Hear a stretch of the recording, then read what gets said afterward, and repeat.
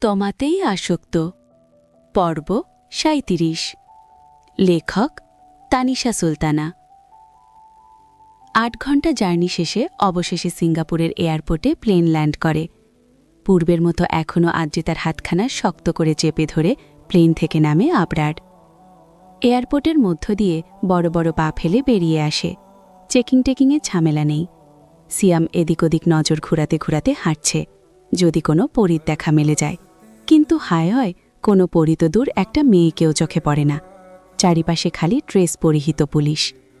এখানে কয়েকটা মেয়ে পুলিশ দাঁড়িয়ে থাকলে কি এমন হতো? পরীর মতো মেয়েরা পুলিশের ড্রেস আপে থাকলে এয়ারপোর্টের সৌন্দর্য দ্বিগুণ বেড়ে যেত। কিন্তু সিঙ্গাপুরের সরকার সেটা বোঝে না। হয়তো নিরামিষ হবেন তিনি। আমান সিয়ামের কাঁধে হাত দিয়ে বলে, কিরে ভাই, মেয়ে দেখছিস? সিয়াম মুখ বাঁকিয়ে বলে, নো। সিয়াম কোনো মেয়ে ডিজার্ভ করে না। আহাত পাশ থেকে বলে ওঠে, রাইট। মেয়েদের ম্যানেজ করার এবিলিটি সিয়ামের নেই। তৃতীয় লিঙ্গ ডিজার্ভ করে সিয়াম। আমান আর ইভান হেসে ওঠে। সিয়াম কটমট নয়নে তাকায় আহাদের পানে। দাঁতে দাঁত চেপে বলে, শালা, আমি মেয়ে ডিজার্ভ করি না, পরী ডিজার্ভ করি। ইভান বলে, ভাই, তোরে কোনো মেয়েই পাত্তা দেয় না। পরী তাকারে তোর পানে। রাগ করতে গিয়েও করতে পারে না সিয়াম। আসলেই তো, তার পানে কোনো মেয়েই তাকায় না। পরী তাকাবে কেন? পরীকে তো আর ভূতে ধরে নাই। দীর্ঘশ্বাস ফেলে সিয়াম। অসহায় স্বরে বলে, ভাই, ভাবতেছি ক্রিমাপাত থেকে একটা ক্রিম নিব, সেটা মেখে একটু সুন্দর হব। আমান বলে ওঠে, ভাই, আমি ভাবতেছি তোকে ক্রিমাপার সাথেই বিয়ে দিয়ে দিব। চলবে না। সিয়ামের চোখ দুটো চকচক করে ওঠে। আমানের হাত ধরে বলে, ক্রিমাপা করবে আমায় বিয়ে? করলেও করতে পারে। আদ্রিতা আবরারের হাত ধরে হাঁটছে ঠিকই, তবে তার মনোযোগ ছিল সিয়ামদের কথাতে। মিটমিট করে হাসছে সে। হঠাৎ করে একটা ট্রলির সাথে পা বেঁধে যায় আদ্রিতার। অসাবধানে হাঁটার ফলেই এমনটা হয়। একটুখানি ব্যথা পায় পায়ে। মৃদুস্বরে আহ হা বলে ওঠে। আবরার দাঁড়ায়, পাশ ফিরে ট্রলির পানে তাকায়। ট্রলিখানা মাঝারি বয়সে একটা মেয়ে ঠেলে নিয়ে যাচ্ছিল। সে অনবরত সরি শব্দটা আওড়াচ্ছে। সেই সরিতে আদ্রিতার মন গললেও আবরারের গলে না। সে ক্রোধের সাথে লাথি মারে ট্রলিতে। দুটো ল্যাগেজ এবং একটা হ্যান্ডব্যাগ সহ ট্রলিখানা উল্টে যায়। চমকে ওঠে সকলেই। এখানেই শেষ নয়। উল্টে পড়া ট্রলিটিকে আরও কয়েকবার পায়ের আঘাতে ভেঙে ফেলে। মেয়েটি ভয়ে কয়েক পা পিছিয়ে যায়। আদ্রিতা সিয়ামের পেছনে গিয়ে লুকায়। কিছু পুলিশ দৌড়ে আসে। আবরার তাসনিমের বাহু ধরে জিজ্ঞেস করে, হোয়াট হ্যাপেন্ড? আবরার জবাব দেয় না। ঝাড়ি মেরে পুলিশের হাত সরিয়ে দেয় নিজের কাঁধ হতে।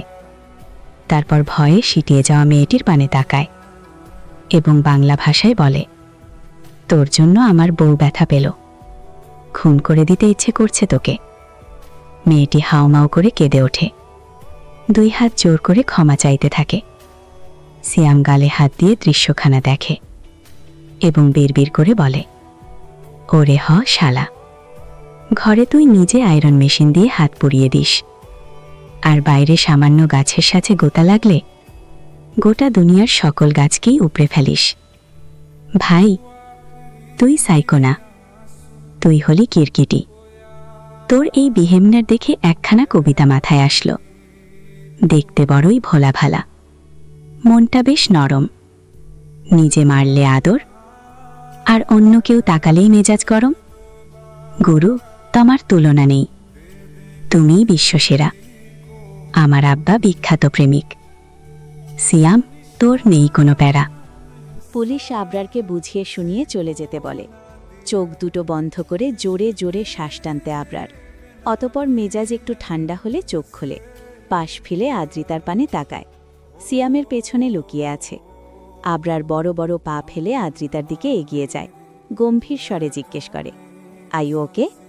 আদ্রিতা চটজলদি বলে ওঠে, হ্যাঁ হ্যাঁ, একদম ওকে, কিছুই হয়নি আমার। পুনরায় আদ্রিতার হাতখানা মুঠো করে ধরে আবরার। Let's go.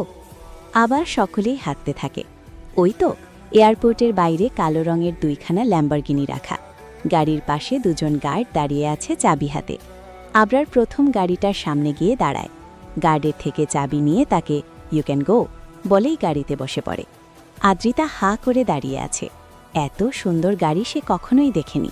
সিয়াম, আমান, আহাদ এবং ইবান অপর গাড়িতে বসে পড়েছে। বরাবরই আমান ড্রাইভিংয়ে সেরা, তাই সেই গাড়ি চালানোর প্রস্তুতি নিয়েছে।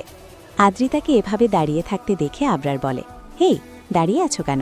এসো। আদ্রিতা শুকনো ঢোক গিলে গুটি গুটি পায়ে এগিয়ে আসে এবং গাড়ির দরজা খুলে ভেতরে ঢুকে পড়ে। সাথে সাথে আবরার স্টিয়ারিং ঘুরিয়ে গাড়ি চালানো শুরু করে। 8 ঘন্টা প্লেন জার্নি করেছে। ঘুমিয়ে ঘুমিয়ে এখন আর ঘুম আসছে না। আবার পাশে বসে থাকা বোরিং ম্যানেজটার সাথে কথা বলতেও ইচ্ছে করছে না। যে কথা বলতে গেলে ঠোঁট কাটার মতো কিছু একটা বলে দিবে, আর আদ্রিতার লজ্জায় আধমরা হয়ে যাবে। তার থেকে বরং সিঙ্গাপুর দেশটাকে উপভোগ করা যাক। সিঙ্গাপুরের সবচেয়ে বিলাসবহুল হোটেলগুলির মধ্যে মারিনা বে স্যান্ডস অন্যতম। এটি সিঙ্গাপুরের সবচেয়ে পরিচিত এবং বিলাসী হোটেল হিসেবে পরিচিত। মারিনা বে স্যান্ডস হোটেলটি 54 তলা বিশিষ্ট এবং এটি 3টি পৃথক ভবনের সমন্বয়ে তৈরি, যার উপর একটি বিশাল সাঁতার পুল, ইনফিনিটি পুল রয়েছে। এটি সিঙ্গাপুরের আকাশপথে একদম শীর্ষে থাকা বিলাসী হোটেলগুলির মধ্যে অন্যতম। এসব ChatGPT থেকে জেনেছি আমি। দীর্ঘ 1 ঘন্টা জার্নির পরে হোটেলের সামনে গাড়ি থামে। আদ্রিতা নামার প্রস্তুতি নেয়, সিটবেল্ট খুলে ফেলে। তখনই আবরার বলে ওঠে, Adrita, will you marry me? চমকায় আদ্রিতা। পাশ ফিরে আবরারের মুখপানে তাকায়। বড়ই ক্লান্ত লাগছে লোকটাকে। বিলাই আখি পল্লব টকটকে লাল হয়ে আছে।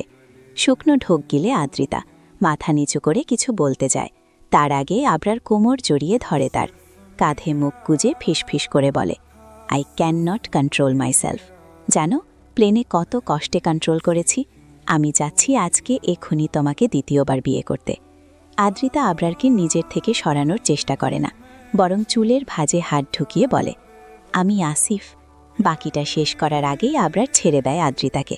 দাঁতে দাঁত চেপে বলে, আই ফাকিং ইডিয়েট। তারপর পকেট হাতড়ে ফোন বের করে।